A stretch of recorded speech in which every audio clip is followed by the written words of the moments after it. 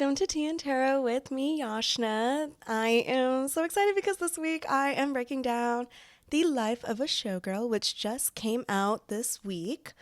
Or by the time this episode releases, it will have released a couple weeks ago, but I am currently filming this a week after it came out. It is, what is it today? It's October 12th. It came out on October 3rd, so I've given myself about 9 days to really process the album, sit with it, give myself a couple days to really think about what theme I think comes out from each song the most out of, all the different themes that can be in each song.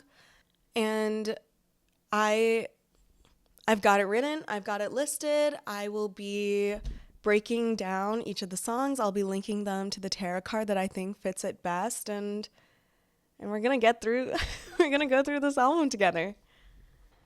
Before breaking down this album, let's clear the air. I know there's a lot of mixed opinions about The Life of a Showgirl out there, and I just got to say I love this album. Is it in my top 3 all-time Taylor albums? No. That's a very, very high bar. That is really hard to break. So no, this is not in my top albums by her ever. But has this album been on repeat this last week? And are there songs on this album that will definitely be on repeat in the future? Absolutely. But isn't that how it goes with most albums? I've been a Swiftie since her first album came out, since my very, very young days when I didn't even understand the concept of how music is made and really understood all that was going on in the world. But I have been a huge Swiftie since her first album came out, and with every album release, I swear we go through the same cycle of everyone online is such a critic, everyone hates it, everyone hates that she's doing a different vibe, that it's not like her past music, that it's different or whatever thing that is being critiqued. But she's just making music. She's just doing what she wants and having fun with it. And I am going to shake it off as she does every single time and stay off media for a bit till all the hate kind of dissipates over this first couple weeks of album release. That always happens, album release frenzy. And I'm so excited for my feed to go back to just fun vibes and less hateful stuff because, I forgot how crazy the first week of an album release always is. I can't even imagine what it's like to be Taylor herself, though she's so graceful about it. And she even said in an interview that any talk, good or bad, just boosts album numbers the first week. So she welcomes it all. And that's crazy to me. But before we jump into it, I'll share some of my own first impressions. I honestly was a little taken aback when I heard the album the first time around. It wasn't quite what I expected because she's producing it with the same people she produced 1989 and Rep with, so I was really expecting those vibes, but that's shame on me because when has she ever repeated album vibes, besides Folklore and Evermore, which were sister albums. She said that from the get-go. But why would I ever think she was gonna do repeat album vibes or be like in the same place she was when she was 25, 27 writing those albums versus where she's at now at 35 years old, different phases of life. And while at first I was really thinking the production would be different, lyrically some of the songs didn't quite hit the way I wanted them to, like An Eldest Daughter. It's a great album. Despite those first impressions, I've had this album on repeat. There's definitely, as she said in Who's Afraid of Little Old Me, she puts narcotics in her songs or something because I have been playing this on repeat and so many of these songs have grown on me. Or like initial impression was already like stellar and it's just been that much more of a hit as I've listened to it on repeat. But, I think that even though some of the lyrics, it's not as lyrical as Tortured Poets Department or Folklore was, but it's a fun album. She's so happy. She's just having fun and she's just being her most authentic self. So, I think it's a great album, and the thing that I love the most about this album is all the visuals. The Fate of Ophelia music video was so good, and I really hope she makes more music videos for this album before this era is done, because I think there's just so much space for that. Each of these songs are like a story. They could have their own cinematic scene in a movie if they wanted to, and I really hope she takes advantage of that and she uses that and makes all the content she wants to make for this album before closing the chapter and moving on. I saw a post online that the life of a showgirl is just Lover but without the anxiety, and I think it's so true. Even like some of the vibes, Lover was is probably one of my lower albums overall, but has some really good songs from it. And I think this will kind of be in a similar boat of probably not as low, but some of the songs really hit, some of the songs don't as much, and that's totally fine. That's a-okay. That's just how music goes. It's really hard to have an album where like every single song hits in a certain way. And I think that's a bit hard for some people to grasp depending on when they became her fans. A lot of her fan base now discovered her later on in her discography through the Eras tour or during Folklore and COVID, or even the most recent album, Tortured Poets Department. So this is definitely a big swing from all of that. But I've had this album on repeat. A lot of people I know have had this album on repeat, or at least songs from this album on repeat. So you can't argue the numbers of streams this album's got, the amount of records that have been broken by Taylor once again. So, that's all I gotta say. I'm not gonna keep going on about it. I am gonna talk about each of these songs in a lot more detail as we do this breakdown. For anyone who's new here, I usually I talk about each song, I break down what the song means to me, the themes I see from it, and then as kind of a fun tidbit, I link it to a tarot card because I love tarot. And just like songs and lyrics paint a picture, each tarot card holds its own story and really represents a phase of life that we're going through. So without further ado, let's get into it. I've got my Meet Me at Midnight mug full of my usual matcha, some good tea as we crank through this album.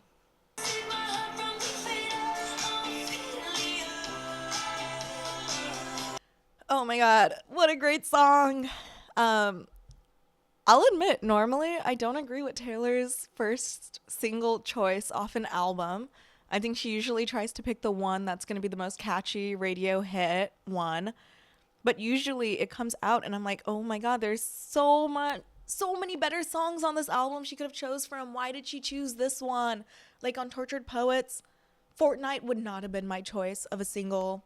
Obviously from Lover, Me was universally accepted as not the best choice of a single.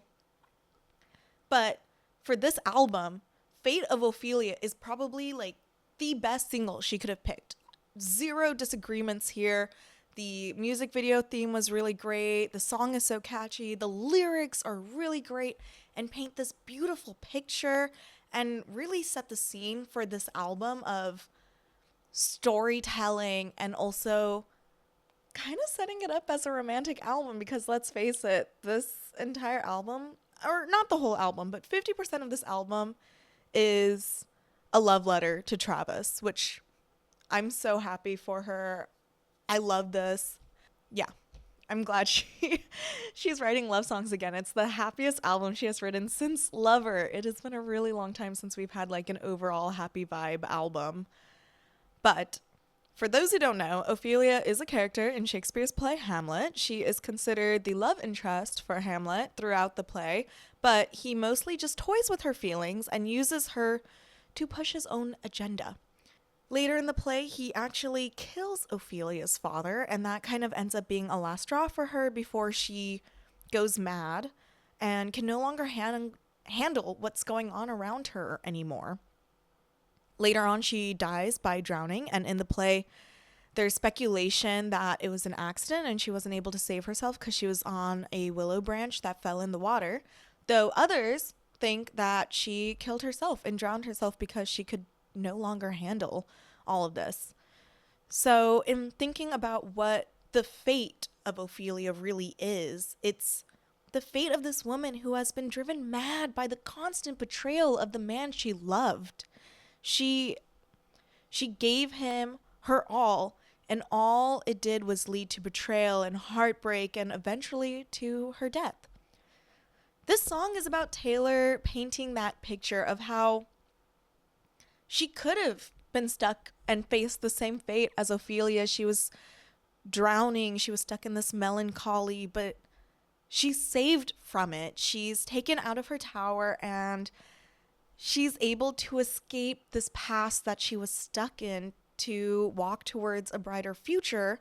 So rather than facing the fate of Ophelia, she is saved from dealing with the same tragic ending.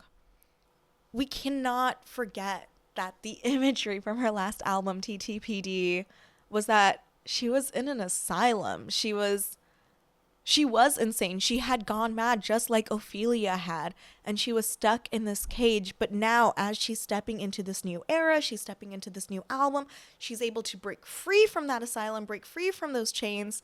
Travis has saved her. And the first lines literally are a nod to Travis by saying, "I heard you calling on the megaphone," which is about his podcast and how he literally broadcast his interest, shot his shot all publicly on his podcast with his brother, which, oh my God, I love the memes online where people are like, I've realized I haven't lived my life insane enough because Travis actually landed Taylor by going on his podcast, making a friendship bracelet, and then complaining about how he wasn't able to get her number, get her his number, and somehow it all worked out. So let that be a lesson that we all need to live a little more unhinged than we do now. But anyways, she paints the picture of Ophelia drowning in this madness, but love was a cold bed full of scorpions. The venom stole her sanity. And Taylor would have drowned in it too if her fiancé hadn't come along and helped steal her from that same fate. The song is so fun because it really paints such a large contrast to the Tortured Poets department because of that asylum energy, because of, the song The Prophecy, which is also about fate. And there's even a tie to I Hate It Here, where in I Hate It Here she says she's locked away in her mind, she's the only one with a key, but now she says Travis has a key to help free her from her memories as well and free her from this cage she made for herself. So that's the song, and for all the themes and all the reasons that Fate of Ophelia is about this new energy and hope, I have decided to link this song to the star card, which is all about renewed hope and wishes being granted. The woman in the card has emerged from a traumatic path. She takes a moment to sit and look up at the stars, extending the wishes and dreams that live in her heart and connecting to the potential of a brighter future. She looks to the stars with renewed hope, praying they will grant her wishes. This song is all about being saved from this darkened fate and feeling this renewed happiness because you're able to come out of this dark future you thought you had to live in, but you don't. The song really is a hopeful, renewed beginning for Taylor, and she steps away from the fate of Ophelia and is instead able to grasp onto this happier ending for herself.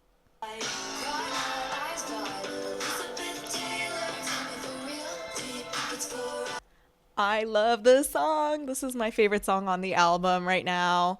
When that beat drops, you can just feel yourself moving and you just want to jam to it. It reminds me of Florida, where, it hits that beat and it's like, Florida, joom, joom, joom, joom, joom. And all you want to do is jam along to it. I love it. I love the song. Oh my gosh. It's so infectious. And similar to the fate of Ophelia, Taylor is painting this picture. She's tying her life, her experiences to another famous showgirl person in the media, Elizabeth Taylor. For context, Elizabeth Taylor is a prominent actress from the 1900s who is known for a lot of starring roles, for being very influential in the media, but more Famously, she is also known for having gotten married 8 times to 7 different husbands, with the double marriage being to Richard Burton, who many will say was the absolute love of her life.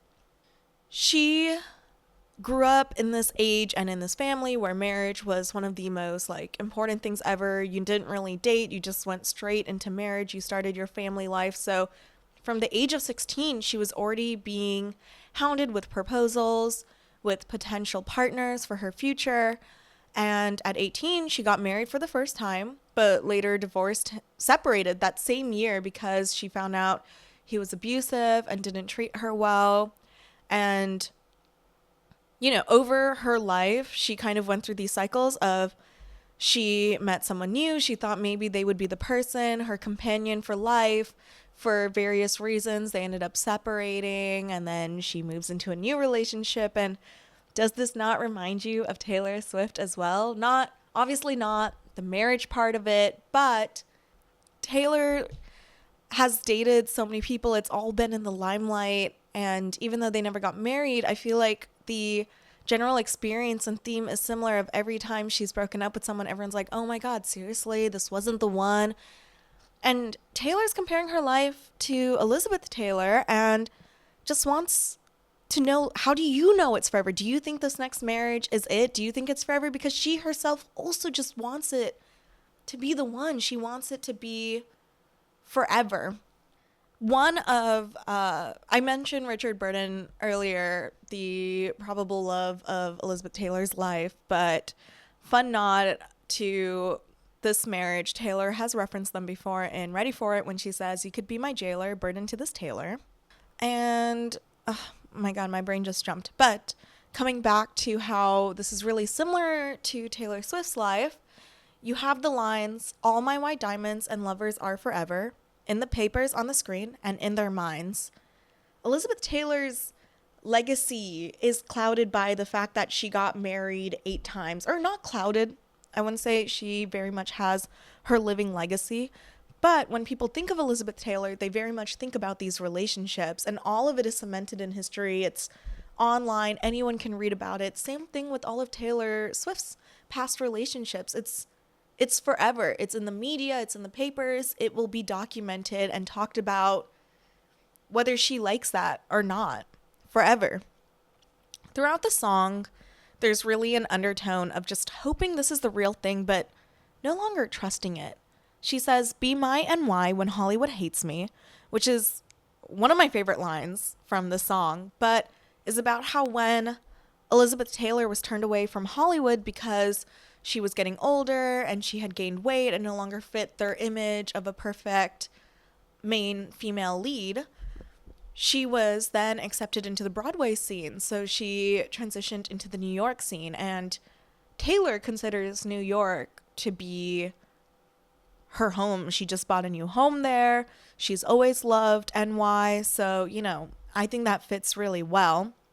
But with that undertone of hoping it's the real thing, but not knowing if it's the real thing, I think the song really connects well to The Wheel, which is all about chances and not really knowing what comes next. In the card, a woman watches her wheel spin. The 8 arrows of chaos slip in and out probabilities for different fates. Luck, fate, freedom.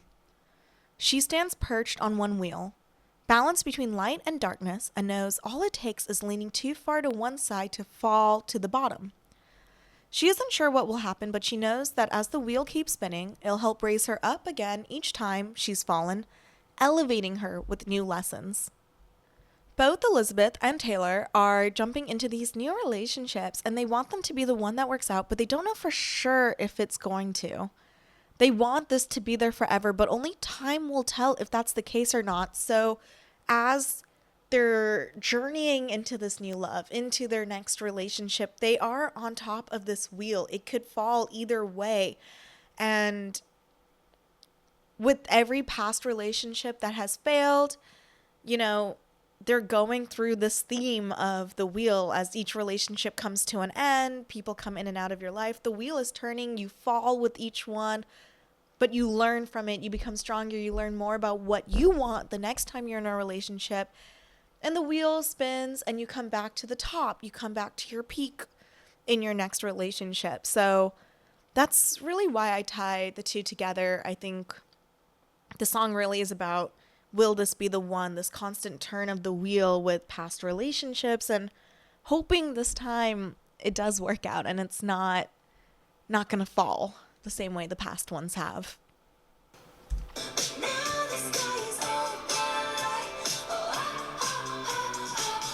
Opalite is a really fun love song that's really just about coming out of the darkness and dust that's surrounded her past relationships and past self.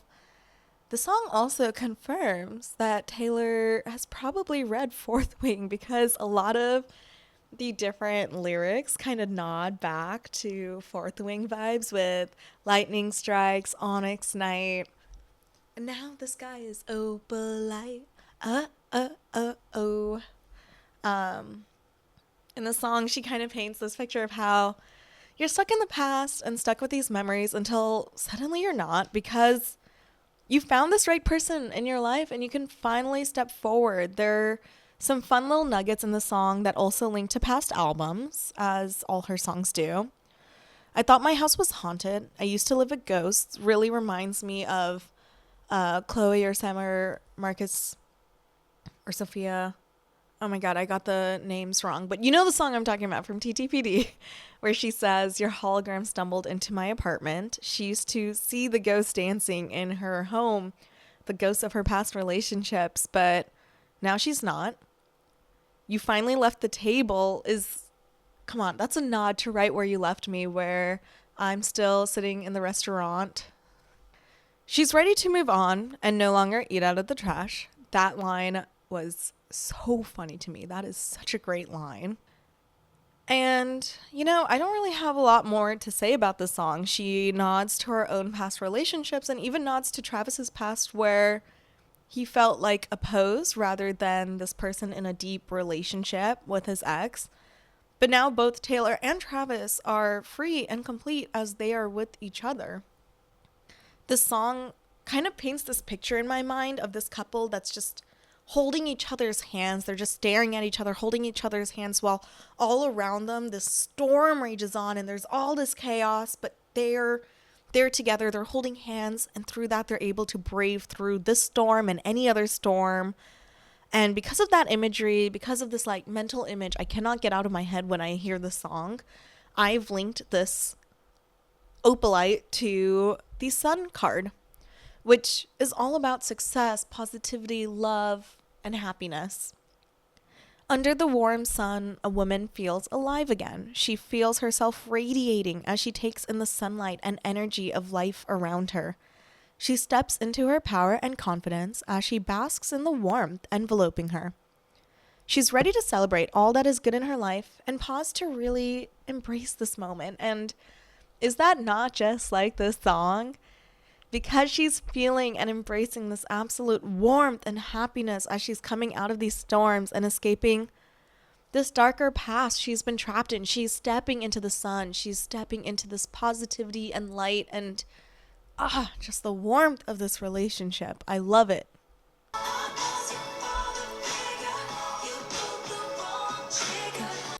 It's funny because the song I wouldn't necessarily say is in my top songs, but it's definitely one that I've had on repeat more than a lot of the other songs in this album. And I think it's just this fun energy of, for any time you have felt like you have been wrong, just taking back your power, taking back what's yours, claiming your space and your spot. I love it. This song is fantastic. Some context as we jump into the song. For anyone who is a newer Taylor fan or also just watching this video for funsies and not really a Swiftie, Taylor has written all of her music, all of her discography. She cares very deeply about her music, and she cares about who owns her masters, as, one would expect. And so generally the song, I believe, is really about her reclaiming her masters, reclaiming her music, and her protecting her albums and music in any way she can as it's handled by others. So to walk through that timeline, in 2020, her old record label CEO, Scott Borchetta, sold her masters to Scooter Braun, who Taylor was not a fan of. She didn't like working with him for multiple reasons. But more than anything, she was extremely upset that she was not given the opportunity to buy her own master. She posted a pretty emotional letter on her story and was like, I don't know what to do. All I want is to be able to own my own music, and I was not given this chance, and now it's too late.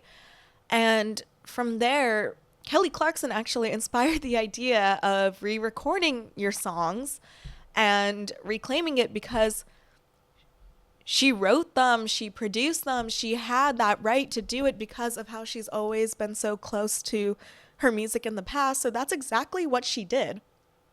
Over the next 4 years, she released Taylor's version of 4 different albums, starting with Fearless, then Red, then Speak Now, and 1989. All fantastic re-releases. As part of it, she released the Vault songs. So she did 2 things at once, which, she's just a fantastic businesswoman. She devalued the originals because now she was releasing these new Taylor versions. She created incentives for people to buy and stream the new music. And, she has such a strong fan base. The Swifties rally, they pull together. I only listened to Taylor's version for a long time, and I even didn't listen to Reputation as much, which is my favorite album, because she didn't own it. And I kept waiting for Taylor's version, even though that was the biggest clowning event of my life for the last few years. But finally, in 2025, she was able to buy her own masters. The Eras Tour was wildly successful, and using a lot of the money and net worth she gained during that tour, she was able to buy back all her masters. And, as she says, I protect the family. She owns her music again. She says, I protect the family 6 times for her 6 reclaimed masters. And, in line with the whole owning your masters and credit where credit's due, this song is really cool to me because she credits George Michael as a writer.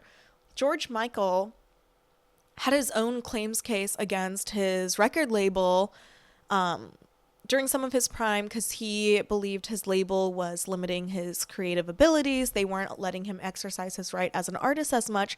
So by crediting him individually as a writer, instead of just sampling the music, father figure, she is ensuring that any profits are going towards his estate rather than to his label, because at the end, George Michael never owned the master for this song, or I think for a lot of his music, though I'm not an expert on him, so I'm not entirely sure all the details and nuances of that, but I think that's a very cool, little tidbit, Easter egg thing she did.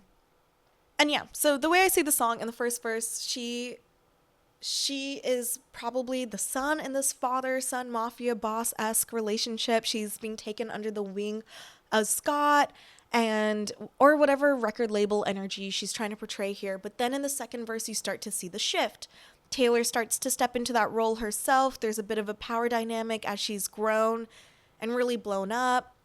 But you've still got the lines about portrayal where Scott and Scooter start to make this deal. They don't make loyalty like they used to. Your thoughtless ambitions spark the ignition on foolish decisions. And then as we hit the last verse, Taylor is the boss. She is the father figure. She started a fight to reclaim her music and won. I've Got the Place Surrounded feels like a nod to all the Swifties streaming Taylor's version, supporting her, reclaiming her masters as each of those albums were released.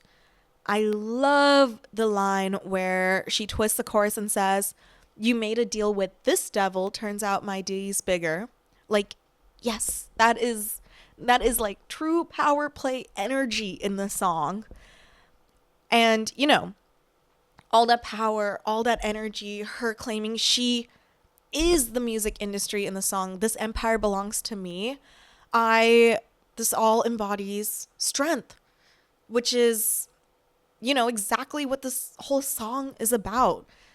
In the card, strength exudes this calm, gentle exterior, but beneath that facade is the inner courage and strength of a lion. The lamb next to her represents the soft energy that she also holds, but when she needs to step up and defend what's hers, the inner lion strength will come out. She'll smile with her warm smile, but always use her strength to push forth. Others may mistake her grace for kindness and try to take advantage of that kindness, but the lion strength gives her the courage needed to stand her ground and protect what's hers. Isn't that literally this entire song? That's exactly what Taylor's doing. She trusted others, but after that trust is betrayed, she will rely on her strength to get back what's hers. Every eldest daughter was the first lamb to the slaughters. Now we move on to the classic song number 5 of the album. Over the years, Swifties have built a huge expectation for the energy that comes from a song number 5. It's usually the most heart-wrenching, devastating song on the entire album. And this is where I will admit song number 5 doesn't quite hit the same way I was hoping it would. I'm an eldest daughter myself, so I really had high hopes for this one, but it's not my favorite off the album. I think there's some really, really great lyrics in the song, including that tidbit line, every eldest daughter was the first lamb to the slaughter, so we all dressed up as wolves. End it there. End it there. I Taylor has done interviews. I understand she made some intentionally satirical lyric choices for the song.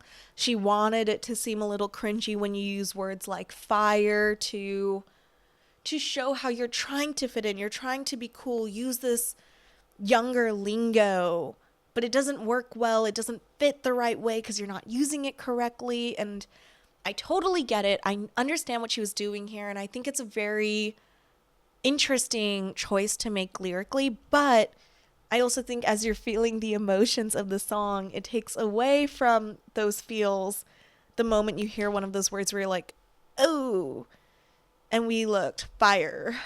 Ooh, no. But all to say, I think this is a great song overall. Personally, I choose Ruin the Friendship as my song number 5 from this album. I've seen a lot of people also say that online. And I still think it's a great song. It's just not my top, deep emotional cuts from Taylor. And I think that's totally fine. She had a vision of what she wanted to do here. And, if you listen to the original songwriting memo, alt version of the song that she originally made, it is more of that deep cut emotional hit. But she also received a lot of criticism after TTBD that it was too lyrical and not enough of a pop hit. So I think she really tried to change how she approached the music in this album to address that and to kind of deal with some of those opinions from people. And it's her music, it's her choice. But anyways, breaking down the actual song, there is quite a bit of emotional depth in it, despite everything that I'm saying. There's some depth to the song. There's some really good lines in it. And basically the song is just about how Taylor is constantly trying to seem cool. She's trying to fit in. She's trying to keep up with the new lingo, but it doesn't work. Obviously, it's missing the mark. And while she's desperately trying to fit in with the crowd, she's also making this vow to her partner, to this love in her life, that she's never going to fake her persona. She's never going to try to act cool with him. She just wants to be with him. This song is a lot of vulnerability, and there's a lot of lies I told myself, things I said I didn't want because I didn't have them. And, I had to put on this brave face. And, some of this is me projecting my own thoughts as an oldest daughter. But, there are certain things you're told you can't have in life, or certain things you start to feel you can't have in life. So you just project that out. When I said I don't believe in marriage, that was a lie. It's such a throwback to the devastating lyrics from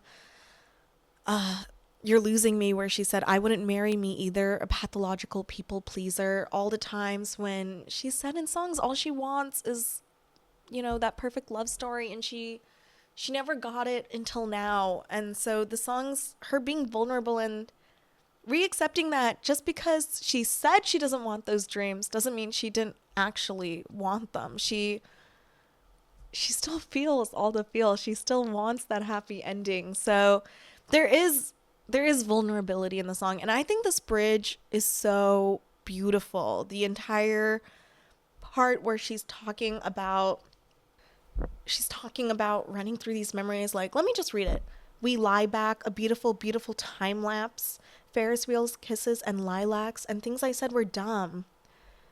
She's admitting all these things that she put off. She tried to look apathetic to it, but really that's all she wants in life. She has found what she's wanted, and she's found her home. This person is her home. And so I decided to link the song to the Queen of Cups, which is about intuition, inner strength, and leading with your heart.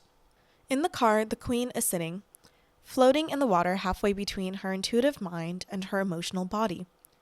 She's a masterful healer as she listens to the cues from her heart. As her telepathic heart expands, others begin to respond to her frequency, and she begins to tap into your heart as well, sensing your innermost feelings and adapting to help mirror them back and make you feel comfortable. In the song, Taylor talks about being just like the Queen and mirroring others' thoughts and emotions back to seem cool, but at the same time, she's now mastered and understood the cues of her own heart and this inner desire to be in love with her partner and embrace this person more than anything else, more than any of the other noise.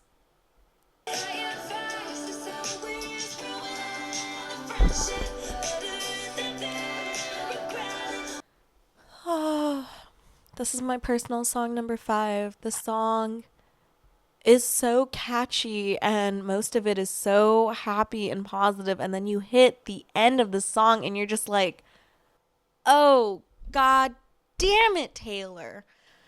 Anyone who listened to the Red Ball tracks probably knew what the song was about when we get to that little twist at the end, but the song is about Taylor's high school friend Jeff Lang, who passed away at a very young age. Taylor wrote Forever Winter about him and released that with the Red Vault tracks. And this is kind of another letter about that, another link back to this person who was a significant part of Taylor's school life, and now she's just trying to process the fact that this person's gone. And all she's left with is unanswered questions and this regret of what would have happened if I'd done something different. The song starts in an innocent place with Taylor reminiscing on this old relationship, wondering if they'd kissed back in high school, what might have happened. She really talks about it over the first 2 verses, all the different opportunities that got missed. And then we hit the 3rd verse and we're met with this huge twist. She mentions Abigail calling. Of course, we know Abigail is Taylor's high school BFF. And then we hear bad news, goodbye. You get this inkling that the song is not as happy as you initially thought it was. And oh man, I gasped with these lines.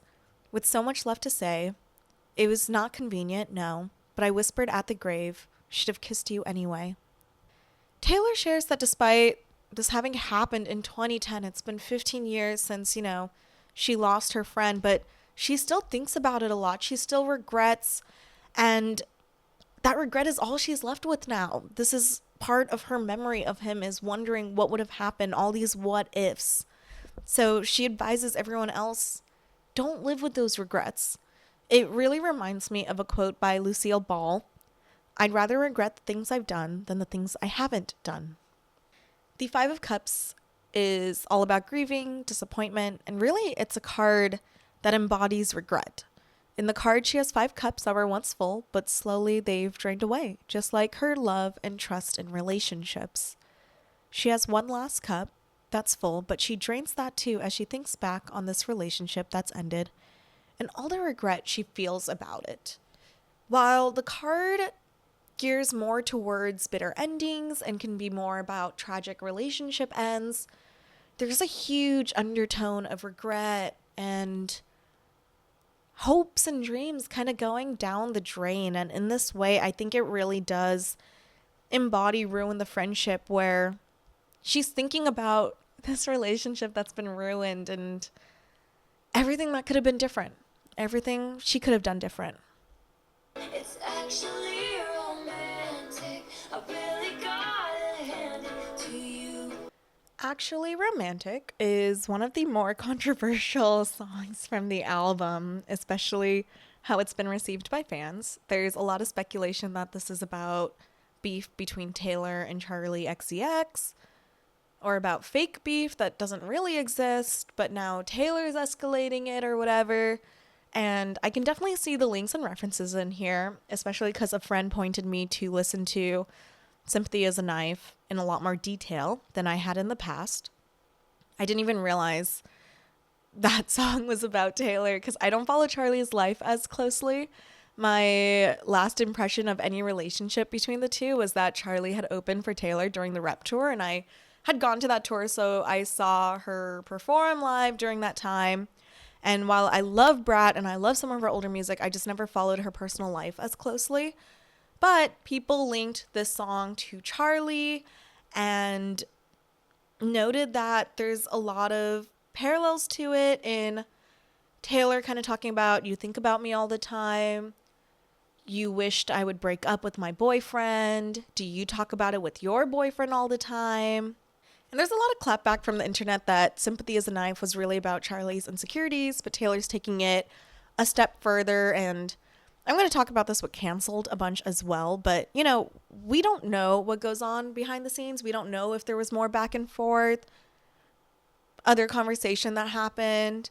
But more generically, I actually really like this song standalone. You know, it's a really great song, especially if you've ever been bullied or you've ever had, you know, mean girl energy in your life, because no one thinks about you more than the people who hate you and the people who make it a point to try and make you miserable for as much time as possible. And that's what the song is really all about. It's just about this like mean energy, but how satirically it's actually romantic how much they think about her, because, you know, even guys don't think about you that much. Even your partner might not think about you as much as someone who absolutely despises you and hates you. So that's what the song is really about. And I'll be honest, because I don't closely follow Charli's personal life, my first thought wasn't, oh my God, this is about Charli. I thought this was about Kim K and how every few months, every year, at least once a year, Kim comes out of the woodwork to be like, oh my God, Taylor, let's talk about Taylor again, as if she didn't try to cancel her in 2016 and ruin her life. So I kind of think it works for that too, but I really thought the song was about Kim K at first, and just how often they think about her. And especially I think about that clip from their show where Chris, Kim's mom, talks to her and is like, hey, why don't you have you ever tried to just call Taylor on the phone and talk about it? Like, talk about what? The fact that you cyber bullied Taylor into hiding in 2016? Oh my God. So that was my first thought when I listened to it. And, you know, the song's kind of explanatory as you listen to it. She's just talking about how she just puts a funny spin on what romantic can be and who thinks about you the most and who's putting in the most energy into your life, and how that's not just always a partner. And I decided to link the song to the Four of Cups because, you know, the way she's talking about it is very apathetic. And the Four of Cups is kind of the epitome of boredom and apathy in a card. And it's just the air that Taylor gives off in the song. In the card, a woman sits bored, staring into the distance. She's frustrated that the world can't provide her with what she wants, and she's disappointed with everything that she has right now. To her, everything is just a lackluster gray. This other person is obsessed with Taylor, But she doesn't care. She's apathetic to these feelings and is more sarcastically saying that it's cute, it's romantic, it's so sweet. But none of the shards that are coming from this other person are even grazing her skin. They're not drawing blood. So she doesn't really care. It's kind of this apathetic, sarcastic clapback.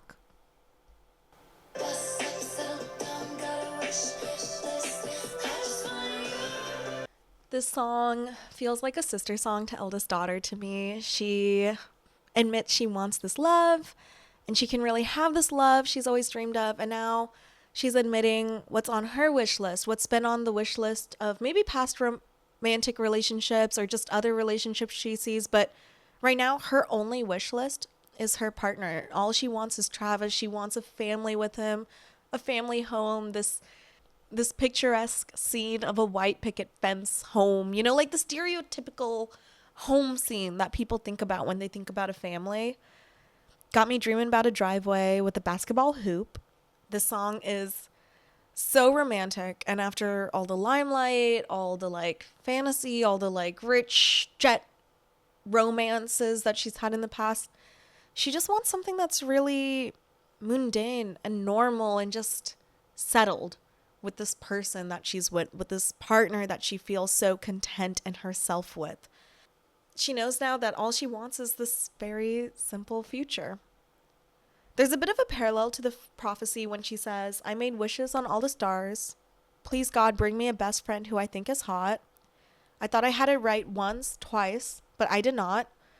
Probably the once, twice are about Joe and Maddie being the most like recent devastating heartbreaks that she went through. But she's shared in past songs that she kept wanting that love to be her endgame and to be the ones that allowed her to settle into a happy life, and it didn't work out. But now she is with this person who she feels sure is her endgame, is her person, is the one that she's going to end up with, and she knows exactly what she wants to protect and what she wants to maintain this happy life now.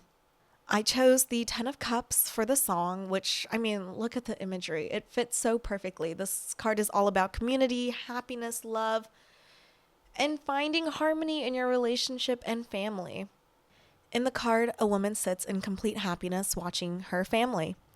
Till now, she's been scared of rejection and people leaving her, but now as she sits in this rainbow hammock, she's filled with gratitude and happiness as everything around her clicks into place, and now she's surrounded by her loved ones.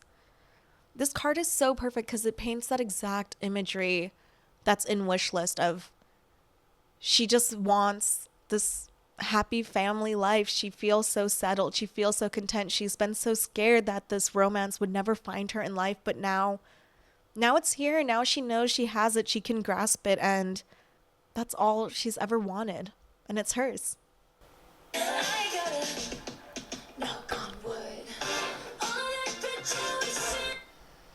Okay. Anyone who listens to the song knows what it's about. I don't really think I need to break this one down too much. Nor do I really think I should break it down too much if you don't know what it means. I think that's for the best, and at some point in life you will understand. The song has such a fun, catchy beat, and it's just so much fun energy. I love the Jackson 5 vibes that it gives. She interpolates from I Want You Back, and man, this song is just about, even with every bad superstition thrown her way, she's got her love. She's found this happiness. It's not going to get pushed aside. She doesn't need to like hope for good luck charms or like the superstitious stuff anymore. She doesn't have to knock on wood. She doesn't need to pick up lucky pennies. She's got it. She's got this relationship. Girls, I don't need to catch the bouquet to know a hard rock is on the way. She starts the song really innocent and then just talks about how, you know, she's content. She's getting all the love that she needs in her life in every aspect of the word. And this is just, she's happy. It's as simple as that. That's all the song means. And What better card to link this to than the Lovers, which is a major arcana card and is the epitome of dualities, partnerships, relationships, allowing oneself to really fall for someone else. In the card, two lovers are coming together, the yin to the other's yang. She's pulled to him but scared she'll also be blown away by this attraction. She wants this love to last and to remain true in her heart through all that comes their way. Now, the song doesn't necessarily have a lot of lyrical, emotional depth, but it really does embody the contentment you feel when you're with your other half, how being compatible with each other and being each other's other half just makes the romance that much better. And, they're lovers in the song, they are lovers in real life, and I think it's a good song and it's a good card for the song. So that's it. Moving on. Something wicked this way comes.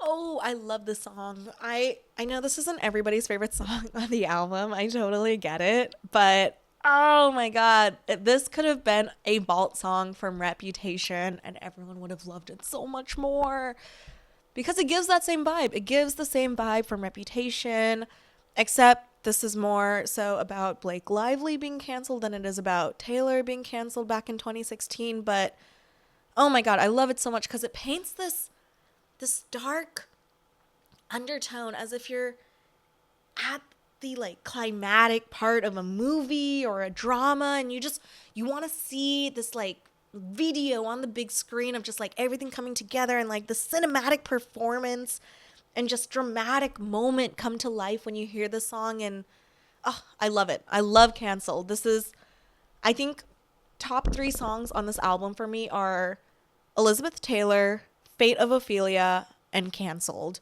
Fate of Ophelia and Canceled kind of go back and forth on which one's my second favorite and which one's my third. Like Canceled, I think Initial Take was up there, but I don't put it on repeat as much as Fate of Ophelia. But oh man, this song is up there for me. But let's take it back to the beginning and provide some context. For those who don't know, Taylor herself was canceled back in 2016 because of some drama with Kim and Kanye. Kanye called her a bitch in his song Famous. And there's this whole incident where there's a phone call where Kanye seemingly got her permission, but Taylor never actually gave him permission to call her a bitch. And then there's just like a lot more drama. Kim kind of cyberbullied her on the internet, called her a snake, said that National Snake Day is actually about Taylor, did just all this crazy shit to basically cancel Taylor Swift at the time. I don't have enough time in this video to talk about all that drama in depth. If you want the full story, actually, go check out my album breakdown of Reputation because I talk all about the drama that happened then because that was very critical and pivotal for that album. I also talk about it a bit in Torture Poets Department because Cassandra and I Hate Amy, or Thank You Amy, not I Hate Amy, Thank You Amy, are also about all that drama. But basically, Taylor was canceled by the media for multiple reasons. For this drama, her public breakup from Calvin Harris, just her being a very big pop star at the time and the media just shutting her down. And she went into hiding for a year, but came back with this angsty, high energy album that was Reputation, my favorite album by her ever. And she talks about how that time of her life was very eye-opening for A, who her real friends are, how like B, how to carry herself in the media, and just kind of how to handle these sharks that are part of normal social media. And that's really what the song is about too, but taking a twist about Blake's recent incident where It Ends With Us is a movie that Blake Lively was the main lead for. It came out last August. It is based on a book about domestic violence. It is a really great book. I have mixed feelings about the author of the book because of how some of it was branded afterwards, but they made a movie based on the book, and I think they made the movie pretty well. But the way it was promoted and some of the like promotional tour stuff was very odd because Blake really promoted this as a movie to bring your girlfriends to wear flowers and go, because the main character owns a flower shop, but it is about domestic violence. So there's a very serious undertone to the movie. There was no warning before it came out. It just, once you were in it, you maybe picked up on it as it was going on. But there was a lot of underlying drama between Blake and the director, and also the male lead, Justin Baldoni. He did talk about some of the themes of the movie in a lot of interviews he did, but people noticed that they were never on the red carpet together. They weren't seen together at all. They didn't do any press together. A lot of people kind of gathered around Blake, and Justin was isolated to the side.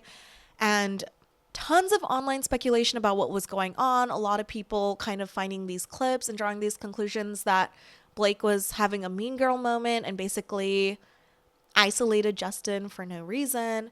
And obviously, none of us actually know the real story. None of us were on set. None of us know what is going on. But after the whole promotional tour, after the movie came out, Blake filed a lawsuit for sexual harassment against Justin Baldoni, and he countersued. And there's just all this crazy public media input, a lot of speculation about what was going on, what was happening. Just a lot of media input on this lawsuit, countersuit, and we won't ever know what actually happened. But Blake was essentially canceled during all of it. The media public just decided that she, as the song Canceled says, girl boss too close to the sun, and she's just a mean girl. And so that was kind of like the outcome from all of this drama. And as part of all of this too, there was an article in between that Taylor was subpoenaed. Her text messages were subpoenaed for this lawsuit, and then that was dismissed later on. But because Taylor's name got dragged into it, then people started to speculate, is Blake using Taylor? Are they still friends? Do they not talk to each other anymore? Just all this back and forth drama. And Taylor and Blake haven't really been seen in public together since then. But the song is kind of her first address to that whole situation, where, you know, the conclusion is kind of that she's not defending Blake, but she's also not ostracizing Blake. She's just kind of saying, you know, I went through this before too. And she literally says, they stood by me before my exoneration. They believed I was innocent, so I'm not here for judgment. She is not going to make a final decision about Blake's character or their friendship or anything from this incident. She wants to hear her side of the story from her herself. But having gone through everything she went through in Reputation, she also is very much like, you know, we are playing a game with the media. We are playing a game by being such public figures. And if you're going to be in the game, you better be good at it. You better be a good player, or you will be canceled. You will go down. And the only way to stay above it all is to be better at it than anyone else. There's a lot of lines and lyrics that kind of allude to words that are thrown her way, different like imagery and, you know, things that they're called. The line, "Did you girl boss too close to the sun?" is a quote from Candace Owens talking about Taylor and Blake. Some of the other lines, like "Something wicked this way comes," alludes to Taylor saying they're burning all the witches even if you aren't one in Reputation. It's very much just this energy of cancel culture, labeling people however they want. And, you know, for these reasons, I kind of linked the song to the Tower card, which maybe doesn't fit one-to-one, but in this card, a rabbit has built its perfect home, hoarded with nuts for the season, and he's getting the last bits ready to bunk for the winter. But then a storm takes place out of the blue, destroying his home and everything he's built. As he watches this chaotic, surreal storm take everything he has, he questions everything around him. The flames take over his home, but as he stares at the flames longer, they begin to resemble butterflies. Is it good or is it bad? The Tower is all about this uncontrollable transformation, this uncontrollable change that comes your way. And this song just gives such destructive vibes that's so similar to the Tower. And I think it goes both ways, of when you're canceled, you have just experienced this tower come crashing down on you, this lightning strike that has upheaved your home, upheaved everything you know, and now you are stuck trying to figure out how to start over from square one. And on the flip side, you can also choose to be that same destructive force, which is what a lot of the lyrics in here allude to of, just be better at it, be better at the game, be better at staying above the rest of them so you can't get canceled. That is also wielding your power and choosing to be the tower rather than being struck by the tower. So that's canceled. Love the song. You can call me honey if you want, because I'm the one you want. Okay, continuing through the album. Honey is another sweet ode to her relationship with Travis, but also plays on how a word can be used so differently depending on who's using it and in what context. Most women out there know someone can call you honey or sweetheart or darling or any pet name really, but in a derogatory way pretty easily, anytime they want. Here, Taylor talks about how different it feels when that comes from someone who loves her instead of from a place of hate. And when anyone called me lovely, they were finding ways not to praise me, but you say it like you're in awe of me, and you stay until the morning. Instead of feeling attacked, all these words that were used as weapons are now pretty and lovely and mean something entirely different for her. The song reminds me of this interview moment between Kylie, Kelsey, and Jason where she admitted she doesn't like pet names because they're cringy, but also because they feel aggressive because how they can be used in other settings. But it's totally different when it's with a person who loves you and who is coming from this genuine place of caring. And Taylor takes that same narrative and just shares how it's so different for her in this moment. So different with Travis calling her honey instead of, all the other ways she's been called out in the past. I chose to link the song to the Two of Cups, which is about romantic partners and connected hearts. In the card, two people are holding hands, and as they join hands, they're able to draw on the cosmic energy of the universe around them and how powerful their relationship is. Together, they're able to draw on the world more than they could alone. And that last bit really resonates with the song to me. Just, besides the general love and connection of the song and the general love and connection from this card, the last bit that they draw on the world more together than alone kind of embodies the song of, when you're with the right person, the words sound different. They mean something different than when you're alone, when the words are kind of being thrown as an attack on you rather than as a compliment and this term of endearment. So, yeah, the song is another very sweet, lovely song just about how despite how she has been treated by people in the past, all these words sound a little different now, coming from Travis, coming from the right person. And now on to the last song of the album and the title track. And now I know the life of a showgirl, babe, and I'll never know another. This is probably the biggest embodiment of the album, which is fitting because it's also the title track for the album. And it features the fun and ever so lovely Sabrina Carpenter. I'm a big fan of hers as well. In the first verse, she paints this picture of the star who is built up into the place where she is now, onto this mantle. And though record labels and the people are the ones who built her up and put her here, they are also the ones who are trying to tear her down and knock her off this pedestal she's been put on. The narrator meets the showgirl saying she's in awe of her life and what she's doing, and the star Kitty has a real moment where she tells her it's not all glamour. Wait, the more you play, the more that you pay, is about how the industry will keep taking from you, and it's not a place for the soft-hearted.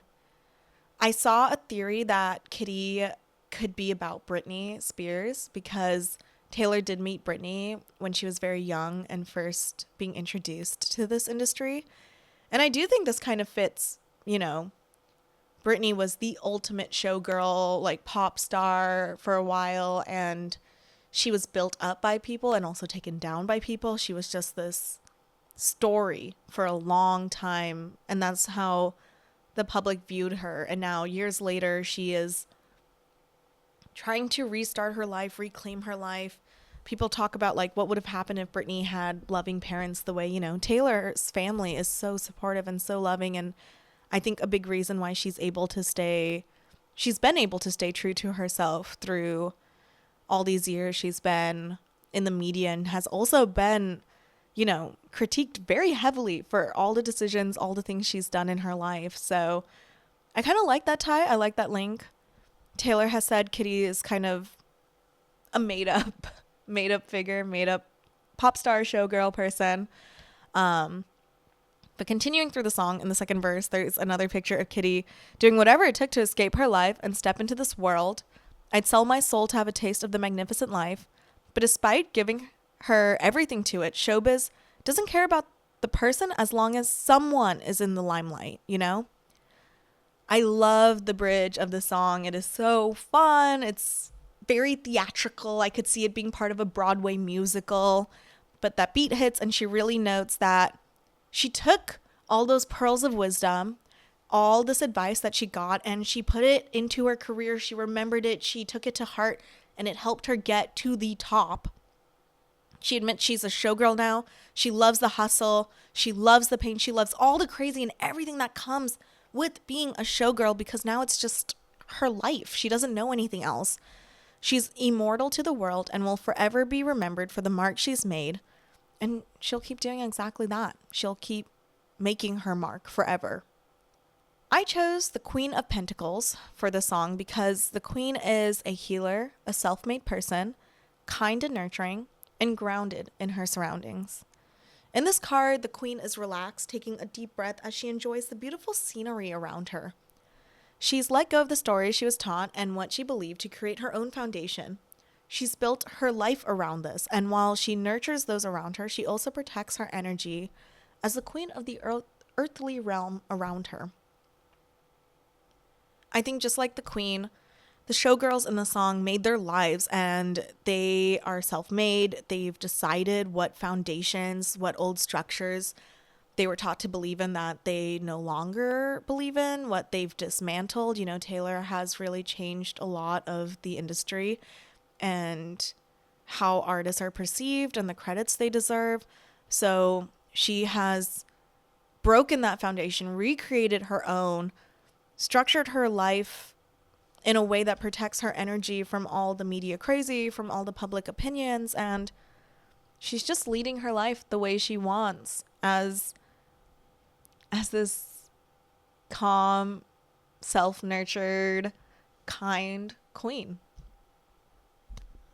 And that's a wrap on the life of a showgirl. Oh my gosh, I cannot believe how much I had to say about this album. When I started this off, I really thought this was going to be a shorter episode because it's only 12 songs. But man, do I love to yap. And man, did I have so much to say about this album. I really hope you enjoyed it. I ended up using a lot of major arcana cards for this breakdown, but it's so fitting because each song is like its own major story, its own milestone in Taylor's life. So it really worked out. And while I know there's a lot of mixed opinions, I think this album's great. I'm very excited for the visuals. I'm excited for hopefully more music videos and more fun surprises coming through in this era. Taylor said we're just getting started, and I really hope that's the case because I just want so much more. And the crowd was chanting more. Let me know what you think, if you agree with some of my opinions, some of my ties. If there's any other albums you love that you want me to break down, I would love to know. I love doing these episodes, and I am already thinking about the next one I want to do. It might be for our girl Sabrina, and this one with the feature on Sabrina, and then start the next episode about Sabrina's own album and her own work. Yeah, if you enjoyed this breakdown, check out my channel for other album breakdowns I've done. I've done Short and Sweet, The Tortured Poets Department, including a second part for the anthology, Reputation, and Eternal Sunshine. And now, The Life of a Showgirl, and I will always take recs on other albums to do. If you're feeling inspired to learn more about tarot in general, check out my podcast where I break down new cards and learnings as I just share my general journey to learn more about the world of tarot. Thank you so much for tuning in. I hope you enjoyed this, and I'll see you next time.